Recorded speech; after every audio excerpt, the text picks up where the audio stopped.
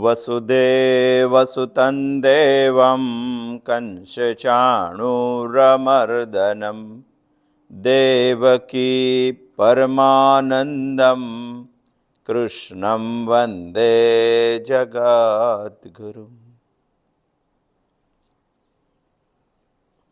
ગઈકાલે ભગવાન રામચંદ્રજીનો જન્મદિવસ ગયો.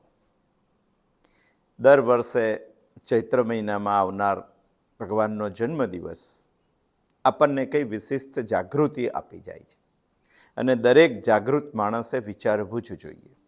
વર્ષો સુધી આપણે બોલીએ છીએ રામો ભૂત્વા રામમ યજેત. હર બચ્ચા બોલે જય શ્રી રામ, મગર કૈસે?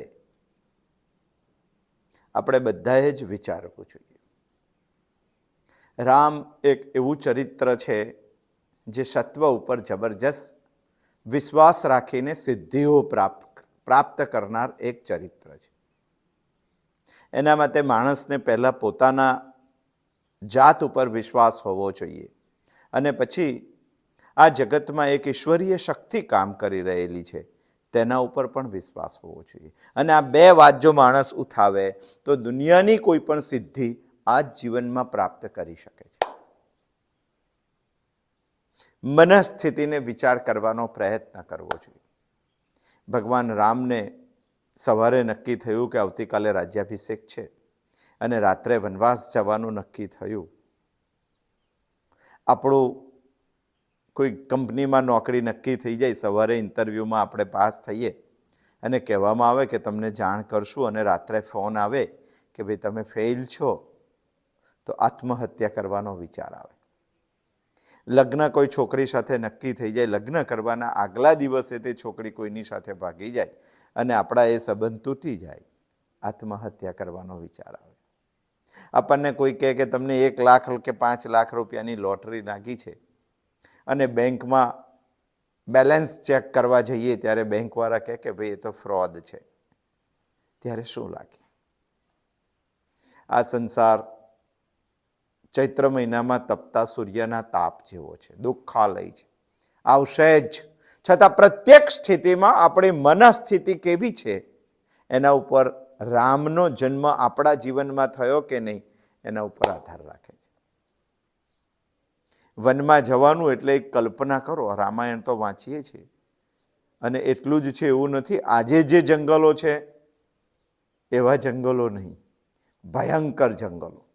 અને તે જંગલોમાં વલકલ પહેરીને જવાનું, લગ્ન થયેલું સીતાને લઈ જવાની.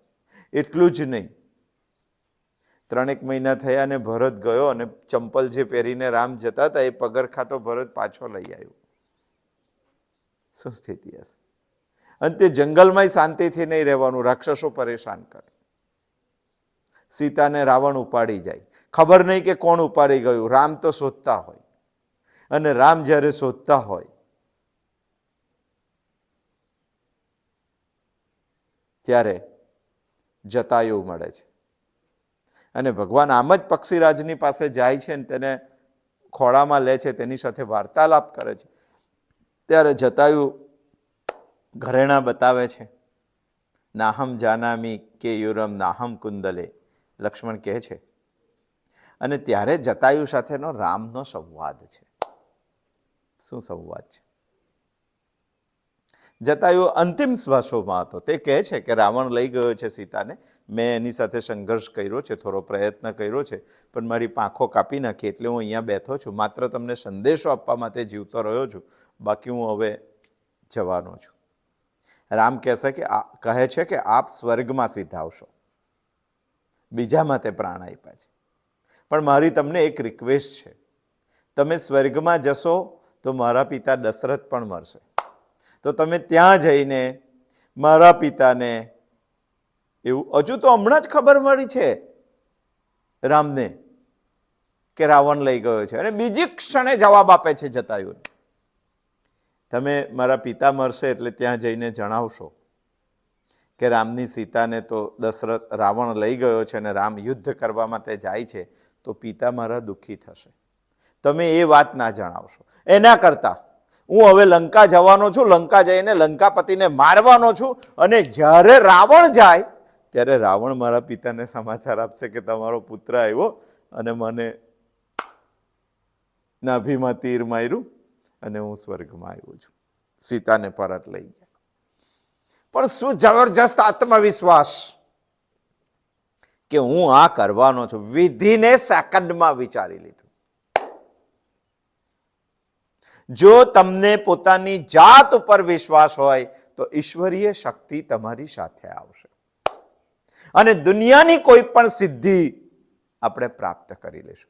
દુનિયા આપણને ગાંડો કે દુનિયા આપણને પાગલ કે એવું આપણા જીવનમાં કોઈ કાર્ય નથી. અને દુનિયાદારીના અનુભવ પરથી એવું કહી શકાય કે જે દિવસે દુનિયા તમને એવું કહે કે આ પાગલ છે, તે દિવસે સમજવાનું આપણે કોઈ સાચા રસ્તા ઉપર છીએ. અને ક્રાંતિ દુનિયામાં, સિદ્ધિ દુનિયામાં કોઈ પાગલ જ કરી શકે. બાકી વાંદરાઓને લઈને રાવણને મરાય, જે રાવણના ઘરે દેવો પાણી ભરતા હતા. ક્રિયા સિદ્ધિ સત્વે ભવતી મહતા નોપકરણાત. આ રામને વંદન કરવા જોઈએ. આવો સત્વશીલ મહાભારતમાં અર્જુન પણ છે, જે ભગવાનને પણ પૂછી શકે છે, ના સમજાય તો. જ્યાયસી ચિત કર્મણસ્તે મતા બુદ્ધિર જનાર્દન. હે જનાર્દન, તમારા મત પ્રમાણે તો કર્મ કરતા જ્ઞાન શ્રેષ્ઠ છે. તત્કિમ કર્મણી ઘોરે મામ નિયોજયસી કેશવ. હે કેશવ, તો પછી તમે મને કર્મમાં, ઘોર કર્મમાં શા માટે પ્રેરો છો? અને પછી અર્જુન કહે છે વ્યામિશ્રેણેવ વાક્યેન. ભગવાન, મને એવું એટલા માટે લાગે છે કે તમારા વાક્યો મિશ્ર અર્થવાળા છે. વ્યામિશ્રેણેવ વાક્યેન બુદ્ધિ મોહયસી વમે. અને એટલા માટે જાણે કે મારી બુદ્ધિ મોહિત થઈ ગઈ છે. જાણે કે તમે મિશ્રિત અર્થવાળા વાક્યો મને કહો છો. આમ કહો છો કે જ્ઞાન યોગ શ્રેષ્ઠ છે, આમ કહો કે કર્મ કર. મારે શું કરવાનું? માટે મારી બુદ્ધિ જાણે કે મોહિત થઈ ગઈ છે. તદેકમ વદ નિશ્ચિત્યા. માટે હે ભગવાન, મને તમે એક વાત નિશ્ચય કરીને કહો. આપણે 2 ચરણ જોઈ લીધા છે. આજે આપણે બીજા 2 ચરણ જોશું.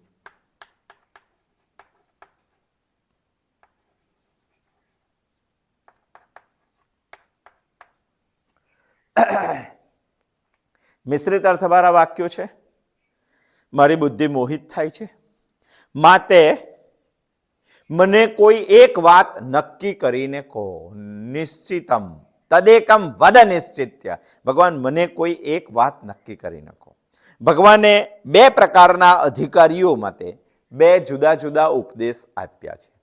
એક છે જ્ઞાનયોગ, બીજો છે કર્મયોગ. અને બીજા અધ્યાયમાં ભગવાને બંનેનો ઉલ્લેખ કરેલો છે. અને અર્જુન ભગવાનને એવું કહેવા માંગે છે કે ભગવાન, મારો અધિકાર તમે નક્કી કરો કે હું કઈ બાબત માટે અધિકાર છે મારો, એ નક્કી કરો અને મને કોઈ એક વાત કરો. જો શું ઉદાહરણ છે. ભગવાને 2 અધિકારીઓ માટે 2 જુદા જુદા ઉપદેશો કરેલા છે. અને અર્જુન એટલા જ માટે કહે છે કે ભગવાન, હવે તમે મારો અધિકાર નક્કી કરી દો અને નક્કી કરીને 2માંથી કોઈ એક વાત મને નિશ્ચિત કરીને કહો. મારે વિકલ્પો નથી જોઈતા, મારે ઓપ્શનો નથી જોઈતા, મારે તો એક વાત નક્કી જોઈએ છે. હવે આપણને પ્રશ્ન થાય કે અધિકાર શેના ઉપરથી નક્કી થાય? 2 બાબતો, આ જે વાત વિચારીએ છીએ તેના સંદર્ભમાં કહું છું. અધિકાર 2 બાબતો ઉપરથી નક્કી થાય છે. એક છે બુદ્ધિ શક્તિ અને બીજું છે અવસ્થા. અર્જુન ભગવાનને એ જ કહેવા માંગે છે કે ભગવાન, મારી બુદ્ધિ શક્તિના આધારે અને મારી અવસ્થાના આધારે મને 2માંથી શું કરવાનું તે નક્કી કરીને કહી દો. હવે પ્રશ્ન આપણને એવું થાય કે બુદ્ધિ શક્તિ એટલે શું અને અવસ્થા એટલે શું? આ તો તદેકમ વદ નિશ્ચિત્ય અર્જુન કીધું એટલે આપણે વિચારીએ. બુદ્ધિ શક્તિ એટલે આ દુનિયામાં સૂક્ષ્મમાં સૂક્ષ્મ વિષયોને સમજવાની ક્ષમતા. આપણી બુદ્ધિમાં આ દુનિયામાં જે સૂક્ષ્મ વિષયો છે, જેને કોઈ સમજી શકતું નથી, એને સમજવા માટેની ક્ષમતા કેટલી છે, એના ઉપરથી નક્કી થાય કે મારી બુદ્ધિ શક્તિની અવસ્થા કઈ છે. અધિકાર શું છે મારી બુદ્ધિ શક્તિ? અને અવસ્થા એટલે અંતઃકરણની શુદ્ધતાની લેવલ, કક્ષા. કયું લેવલ છે મારું? આ બે બાબતો ચેક કરીને અર્જુન ભગવાનને રિક્વેસ્ટ કરે છે કે ભગવાન મારો અધિકાર નક્કી કરો ને મને અધિકાર પ્રમાણે બેમાંથી કોઈ પણ એક વસ્તુ નક્કી કરીને કહી દો કે તારે આ જોઈએ છે, આ કરવાનું છે. આપણને પ્રશ્ન થાય કે આ બંને આપણને કેવી રીતે પ્રાપ્ત થાય? આ બંને પ્રાપ્ત કરવામાં તે ગયા જન્મના પુણ્ય કર્મો બહુ જ કામ લાગે છે. અને આ જન્મના પુણ્ય કર્મો હશે તો આવતા જન્મમાં બંને મળી જશે. એટલે અર્જુનનું કહેવું એવું છે કે ભગવાન હું તો શિષ્ય બની ગયો, પણ શિષ્ય બન્યા પછી મારો અધિકાર ચેક કરો, અને મારો અધિકાર ચેક કર્યા પછી મારા માટે જે કલ્યાણકારી બાબત છે એ મને કહી દો. આમ તો ભગવાને બહુ સ્પષ્ટ કહી દીધું છે.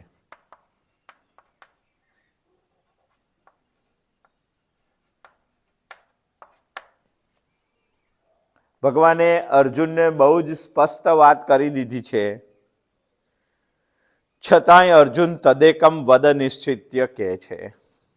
આ તદેકમ વદ નિશ્ચિત્ય કહેવા પાછળનો અર્જુનનો અર્થ એવો છે કે તદેકમ મમ મનઃ વદ. અર્જુન ભગવાનને એવું કહેવા માંગે છે કે ભગવાન મારા મનમાં છે ને તે તમે કહો. કેટલીક વાતો અર્જુન સ્થિર કરીને બેઠો છે. લડવું તો નથી જ, આવું અર્જુનના પહેલા અધ્યાયની દલીલો ઉપરથી આપણને ખબર પડે છે. અને અર્જુન ભગવાનના મોઢે એવું સંભળવા માંગે છે, એટલા માટે વાડે વાડે પૂછે છે. એટલે અર્જુને પહેલા અધ્યાયમાં બહુ દલીલો કરી, અને એટલે જ ત્રીજા અધ્યાયની શરૂઆતમાં જ અર્જુને પૂછી લીધું કે ભગવાન બે નહીં, મને એક જ કહી દો. એક કહેવા પાછળ અર્જુનનો અર્થ એવો છે કે ભગવાન તમે મને એવું કહી દો કે લડવાનું નથી ને હિમાલય પર જતો રહે. આ વાત ભગવાન અર્જુનને સાંભળવી છે. તદેકમ વદ નિશ્ચિત્ય તો કીધું છે, પણ એની પાછળ અર્જુનનો અર્થ એવો છે તદેકમ મમ મનઃ વદ. મારા મનમાં જે છે ને તે ભગવાન તું કહી દે. આપણે ઘણી વખત નથી કહેતા કે કોઈ વ્યક્તિ શાકભાજી લેવા જાય ત્યારે શાકભાજી વાળાને ભાવ પૂછે કે કુણા કુણા મસ્ત રીંગણ હોય તો રીંગણનો ભાવ પૂછે કે શું ભાવ છે, અને પેલો કહી દે આપણને કે 20 રૂપિયાના 500 ગ્રામ. આપણે રીંગણ વણીએ, વણતા વણતા 2 વાર પૂછીએ કે કોઈ એક ભાવ થાવો ભાવ કોને? પેલો કે 20 રૂપિયાના 500, 35 રૂપિયાના કિલો. આપણા મગજમાં છે 30 રૂપિયા કિલો લેવાની ઈચ્છા, અને એટલા માટે આપણે એને વારંવાર પૂછીએ કે ના ભાઈ તમે કોઈ એક ભાવ કહો. તો કે મેં કીધો ખરો, એક જ ભાવ કીધો છે. છતાં પણ આપણે એને પૂછીએ, કારણ કે આપણે એના પાસેથી બોલાવવું છે કે આ રીંગણ મને 35 રૂપિયા કિલો નહીં જોઈએ, મને 25 રૂપિયા કિલો તું આપ, અને તાળા મોઢેથી તું બોલ કે 25 રૂપિયા કિલો છે. માટે આપણે વારંવાર પૂછીએ છીએ. એક્ઝેક્ટ અર્જુન અહીંયા ભગવાનને આવું જ કંઈ કેવડાવવા માગે છે. માટે પૂછે છે તદેકમ વદ નિશ્ચિત્ય, ભગવાન મને કોઈ એક નિશ્ચિત વાત કહો.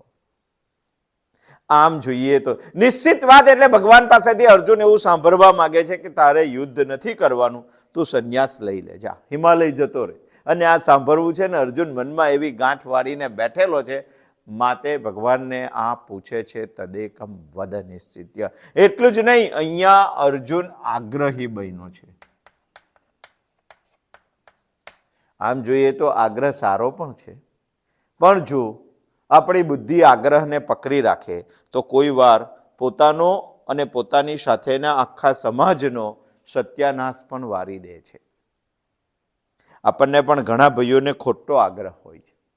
જીદ કહીએ છીએ એને, એક જ નસ કહીએ છીએ એને કે આ ભાઈની એક જ નસ ચાલે, મનમાં જે આવે ને તે જ કરવા જોઈએ. આ બહુ જિદ્દી છે. અહીંયા અર્જુન આગ્રહી છે, અને શાસ્ત્રો એવું કહે છે કે આગ્રહ ક્યારેક આપણી સાથે આખા સમાજનો નાશ કરી દે છે, સત્યાનાશ કરી દે છે. ત્યારે વિચારવું જોઈએ આગ્રહ પ્રત્યે. શાસ્ત્રોમાં ઘણા પણ એવા બધા, ઇતિહાસમાં એવા પણ પાત્રો છે જેને આગ્રહ છોડીને અનાગ્રહી બન્યો છે.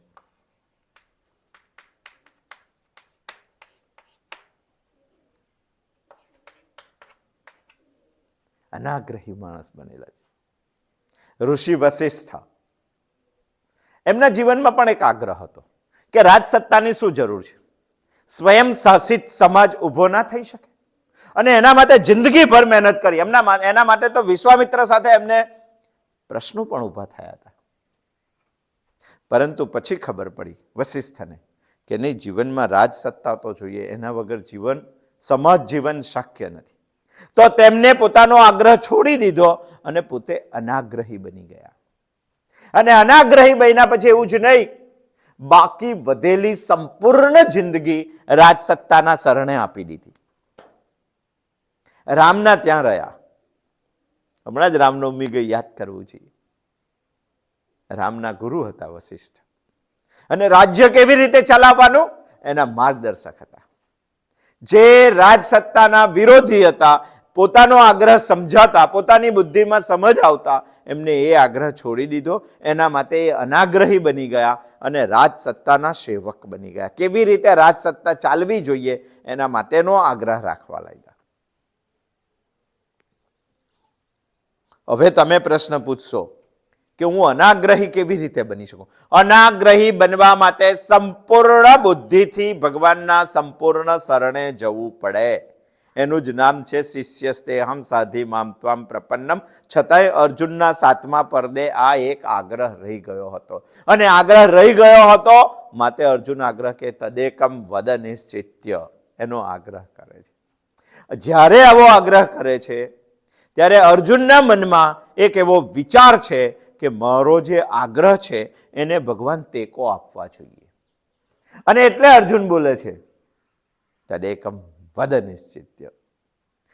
ચાલો, અર્જુન તો આપણા માટે ખૂબ મહાન છે, પરંતુ એને અનાગ્રહી બનાવવા માટે ભગવાન જ કરી શકે, આપણા માટે એ શક્ય નથી. કારણ કે તે ભગવાનના શરણે ગયો છે અને ભગવાન ધારે તો આપણને પણ અનાગ્રહી કરી શકે છે. આ કરી શકે છે. આપણા માટે અર્જુન એટલા માટે મહાન છે કે આમ તો બીજા અધ્યાયમાં શ્રીમદ ભગવદ્ ગીતાનો સાર પૂરો જ થઈ ગયો હતો, પણ અર્જુને ભગવાનને આગ્રહી બનીને બોલતા કર્યા. અર્જુને ભગવાનને એક નાનકડો હળવો ફટકો માર્યો. તત્કિમ કર્મણી ઘોરે મામ, હે કેશવ, તમે મને આ ઘોર કર્મમાં શા માટે પ્રેરો છો? એવો એક નાનકડો ફટકો મારીને ભગવાનને ફરી પાછા શ્રીમદ ભગવદ્ ગીતામાં બોલવા માટે પ્રવૃત્ત કર્યા. એ માટે આપણે અર્જુનના આભારી છે. આપણા માટે અર્જુન જે હોય તે પણ મહાન છે. તદેકમ વદ નિશ્ચિત્ય વ્યામિશ્રેણેવ વાક્યેન બુદ્ધિમ મોહયસીવ મે. તદેકમ વદ નિશ્ચિત્ય યેન શ્રેયો હમ આપનુયામ. ચોથું ચરણ છે આ શ્લોકનું, શ્રેયો હમાપનુયામ. અર્જુન ભગવાનને કહે છે કે ભગવાન, તમારા વાક્યો તો મિશ્ર અર્થવાળા છે, માટે મારી બુદ્ધિ મોહ પામી જાય છે. તમે કશું કંઈક નક્કી કરીને એક વાત મને કહી દો. અને ભગવાન એક જ વાત હવે કહેવાના છે 3જા શ્લોકથી. કારણ કે મારે શ્રેય જોઈએ છે. હું શ્રેય ઈચ્છું છું, હું પ્રેય ઈચ્છતો નથી. મને મારું કલ્યાણ કરવું છે, એટલે મારું કલ્યાણ થાય એવી એક વાત તમે મને કહો. આમ તો દુનિયાના પ્રત્યેક શિષ્યોએ કલ્યાણ માટે જાગૃત રહેવું જોઈએ, એમાં બહુ ઊંઘી જવાય છે. અને કલ્યાણની વાત, પોતાના જે આદર્શ છે એને વારંવાર યાદ કરાવવી જોઈએ. મને કલ્યાણ જોઈએ છે, મને કલ્યાણ જોઈએ છે. અને શ્રેય અને પ્રેયના બાબતમાં શિષ્યત્વ સ્વીકારતા પહેલા, શિષ્યત્વ પ્રસ્તુત કરતા પહેલા શ્રેય અને પ્રેયની બાબતમાં સ્પષ્ટ સમજણ હોવી જોઈએ. નહીં તો કઈ ઘડીએ ગાડીનો પાટાનો ટ્રેક બદલાય ને એવી રીતે કઈ ઘડીએ 52 ડબ્બાની આપણી આખી ગાડી પ્રેયમાં જતી રહેશે, ખબર નહીં પડે. એકચ્યુઅલી આપણે શ્રેય માટે આ દુનિયામાં આવ્યા છે, પણ સ્પષ્ટ સમજણો. અર્જુનને શ્રેય અને પ્રેય માટે બહુ સ્પષ્ટ સમજણ છે. માટે જ આ શ્લોકના 4થા ચરણમાં અર્જુન કહે છે યેન શ્રેયો હમ આપનુયાત. શ્રેય માટે સ્પષ્ટ સમજણ છે. આખી દુનિયા આ કરે છે, અર્જુન આ ઈચ્છે છે. આખી દુનિયા પ્રેયની પાછળ છે.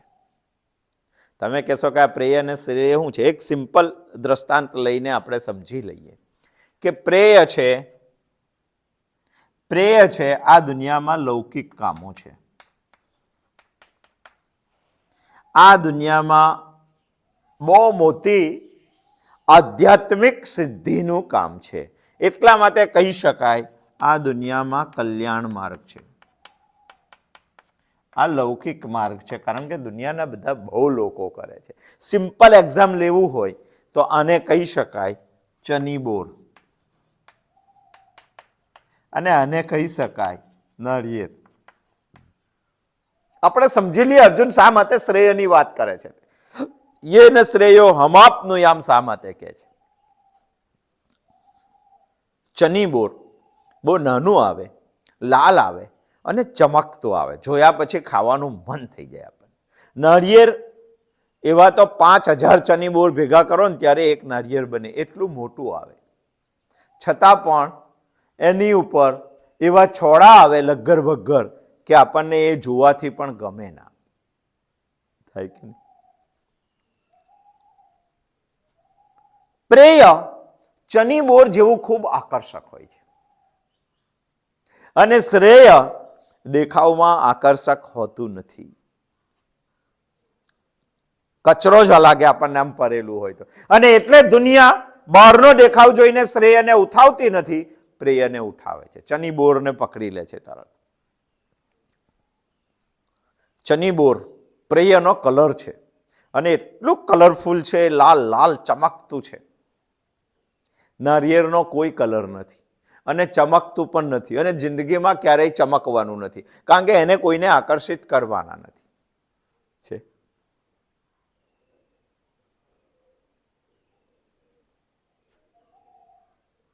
લગ્ગર વગ્ગર છે નારિયેળ, પેલું તો ચમકતું છે. ચની બોર ખાવાથી તરત સુખ મરી જાય, તરત ખાઈ શકાય તેવું છે. નારિયેળને સીધું ખાવા જાવ તો ખવાય છે. શ્રેય આવું છે. પ્રેય આકર્ષક છે, કલરફુલ છે, તરત ખાઈ શકાય એવું છે, અને તરત ખાવ તો તરત સુખ મળે. પેલાને તમે ઉઠાવો, છોલો, ફોડો, કોપડું કાઢો, આ બધી અઘરી કામો છે. એમાંથી નારિયેળનું પાણી કાઢો, એમાં અડધું પી જાય, ઢળી જાય, થોડું પીવાનું, કોપડું કાઢીને પછી ખાવાનું. આ કેટલી બધી મહેનત ચની બોરમાં છે, બહુ ઇઝી છે. અને એટલા માટે દુનિયા સરળ રસ્તો વધારે જલ્દી વાપરે છે, દુર્લભને ઓછો વાપરે છે. ચની બોરમાં શરૂઆતમાં ખાવ તો સુખ થાય, અંતે દુઃખ થાય, કારણ કે અંદર થળિયો હોય છે, 32 દાંતને હલાવી પાડે એવો થળિયો હોય છે. નાળિયેરમાં શરૂઆતમાં ખાવ તો દુઃખ થાય, પછી સુખ થાય, ઠંડુ અને મૃદુ કોપડું. શ્રેયમાં શરૂઆતમાં દુઃખ છે, અંતે શાશ્વત સુખ છે, અને પ્રેયમાં શરૂઆતમાં સુખ છે, અંતે શાશ્વત દુઃખ છે. ઉપલબ્ધિ પ્રાપ્તિ પણ સરળ છે. ચની બોર કેટલો હોય, કોઈ દિવસ ચની બોરની બોરડીનું ઝાડ ના થાય, એ નીચે જ હોય, આપણી કમરથી નીચે લાગેલું હોય. તમારે એ તોડવા માટે સહેજ જ વાંકું વળીને તોડી લેવાય. જ્યારે નાળિયેરને ઓહો ચડાશે કે નહીં તે પ્રશ્ન, ચડી ગયા પછી તોડાશે કે નહીં તે પ્રશ્ન, તોડ્યા પછી એને કેવી રીતે નીચે છોડવું તે પ્રશ્ન, અને આ બધું થઈ ગયા પછી નીચે ઉતરાશે કે નહીં તે પ્રશ્ન, અને નીચે ઉતરી ગયા પછી શરૂઆતમાં તો નાળિયેર પણ તળોપો હોય, એના છોડા કાઢવા પડે, એને સૂકવવું પડે. કેટલી બધી મહેનત છે આમાં. ચની બોરમાં કોઈ મહેનત છે? આમ તોડ્યું, સાફ કર્યું, ખાધું, 5 સેકન્ડમાં ખાઈ શકાય છે. પ્રેય દુનિયામાં આવું છે, તરત પ્રાપ્તિ છે ને, એને તરત તમે મેળવી, નોકરી કરી, પગાર આવ્યો કે ફિલ્મ જોઈ, તરત સુખ, પણ શાશ્વત સુખ નહીં. પછી દુઃખ આપે, પૈસા પૂરા થઈ જાય ત્યારે. અને શ્રેય ભલે પ્રાપ્તિ એની મુશ્કેલ છે, પણ મહેનત કરો તો મળે છે, અને શાશ્વત સુખ આપવાની તેનામાં તાકાત છે. એટલે કહેવાય છે કે શ્રેય દુર્લભ છે, પ્રેય સુલભ છે. અને આ બધી સમજ શિષ્ય બનેલા અર્જુનને ખબર છે, અને માટે અર્જુન એવું કહે છે તદેકમ વદ નિશ્ચિત્ય. પણ ભગવાન મને જે કહેવાનું છે, મારો અધિકાર અને અવસ્થાને નક્કી કરીને મને જે કહેવાનું છે, એ નક્કી કરતા પહેલી મારી એક શરત છે કે હું કલ્યાણ ઈચ્છું છું. શ્રેયને અનુરૂપ વાત તમારે મને કરવાની, હું પ્રેય ઈચ્છતો નથી. ઉપનિષદનું તાત્પર્ય પણ કંઈક આવું જ છે. કઠોપનિષદ કહે છે અન્યત શ્રેય ઉત અન્યત એવ પ્રેય. આ દુનિયામાં શ્રેય અને પ્રેય બંને જુદા રસ્તા છે. ક્યારેય એને ભેગા કરવાનો પ્રયત્ન કરશો નહીં. એ રેલવેના પાતા જેવું છે. તમે અહીંથી જોશો તો મુંબઈ સુધી એ સમાંતર જાય છે, પણ તમે અહીંથી જોશો અને જો સીધા પાતા હોય તો 5 કિલોમીટરમાં ભેગા થઈ જતા હોય એવું લાગે. આખી જિંદગી પ્રેય કરે અને માણસ એવી ભ્રાંતિમાં રાચે છે કે હું શ્રેય કરું છું. ભેગું થઈ જતું હોય એવું લાગે. આખી જિંદગી પ્રેયમાં જ કામ કરે અને માણસ એવું વિચારે છે કે પ્રેય અને શ્રેય બંને એક જ છે. ઉપનિષદ કહે છે કે બંને અલગ રસ્તા છે અને બંને ક્યારેય ભેગા થતા નથી, સમાંતર જ છે. જો તમારા મનમાં એવી ભ્રાંતિ હોય કે આપણે પ્રેય કરશું અને પ્રેય કરતા કરતા આપણને શ્રેય પ્રાપ્ત થઈ જશે, તો એ ભ્રાંતિ જીવનમાંથી કાઢી નાખજો. હા, એ બની શકે કે તમે શ્રેય કરતા હોય તો પ્રેય પ્રાપ્ત થવાની સંભાવનાઓ છે, પણ પ્રેયમાં શ્રેયને પ્રાપ્ત કરવાની બિલકુલ સંભાવના નથી. આ ભ્રાંતિ જબરજસ્ત મગજમાંથી આપણે કાઢી નાખવી જોઈએ. પ્રેયથી ક્યારેય કલ્યાણ થવાનું નથી, શ્રેયથી જ કલ્યાણ થાય છે. મેં તમને 4-5 વાતો જ કીધી છે, પણ એટલી સોલિડ વાતો કીધી છે કે આના ઉપર એક અઠવાડિયું વિચારવા જેવું છે. બંને રસ્તા સમાંતર છે. આપણને લાગે છે કે ભેગા થઈ જાય છે. આપણને એવું લાગે છે કે હું તો પ્રેય કરું ને શ્રેયને પ્રાપ્ત કરી લઈશ. શક્ય નથી. હા, પણ શ્રેય કરશો તો પ્રેય પ્રાપ્ત થવાની શક્યતાઓ છે. પ્રેયમાં શ્રેય આપવાની તાકાત નથી, પણ શ્રેયમાં પ્રેય આપવાની તાકાત છે. અને કલ્યાણ ક્યારેય પ્રેયથી થવાનું નથી, શ્રેયથી જ થવાનું છે. અને અર્જુન બ્રહ્મચાર્ય આશ્રમમાં ઉપનિષદોનો અધ્યયન કરેલું છે અને માતે જ અહીંયા એવું બોલે છે, તદેકમ વદ નિશ્ચિત્ય યેન શ્રેયો હમાપ્નુયામ. એટલે જ બાળકને ઉપનિષદો ભણાવવાના, એટલે જ બાળકને ગણિત ગીતા, શ્રીમદ ભગવદ્ ગીતા બનાવવાની, એટલે જ બાળકને બ્રહ્મસૂત્ર ભણાવવાનું. અને આ બધું ભણવા માટે પાણીની વ્યાકરણ ભણવું પડે. તપોવનોનો દેશી હિસાબ છે આ. પણ આપણે દેશી હિસાબ 1 + 1 = 2 આ લઈને જઈએ છીએ. અને એટલે 1 + 1 = 1 આપણે જિંદગીભર સુધી કરી શકતા નથી. અને ભગવાન રામ 1 + 1 = 1 આ હિસાબનો દાખલો ગણવામાં આ જીવનનો દાખલો છે. અને આપણે ગણિતનો દાખલો ભણવામાં જીવનનો દાખલો ભૂલી જઈએ છીએ. આ અર્જુનને ખબર છે, માટે અર્જુન શ્રેયનો આગ્રહ રાખે છે. અર્જુનને આ સમજ સ્પષ્ટ છે અને એટલા જ માટે ભગવાનને અર્જુન કહે છે, વ્યામિશ્રેણેવ વાક્યેન બુદ્ધિમ મોહયસી વમે તદેકમ વદ નિશ્ચિત્ય શ્રેયો યેન શ્રેયો હમાપ્નુયાત. ભગવાન તમારા મિશ્ર અર્થવાળા વાક્યો હોય એવું મને લાગે છે અને એટલે જ જાણે કે મારી બુદ્ધિ મોહિત થઈ જતી હોય એવું લાગે છે.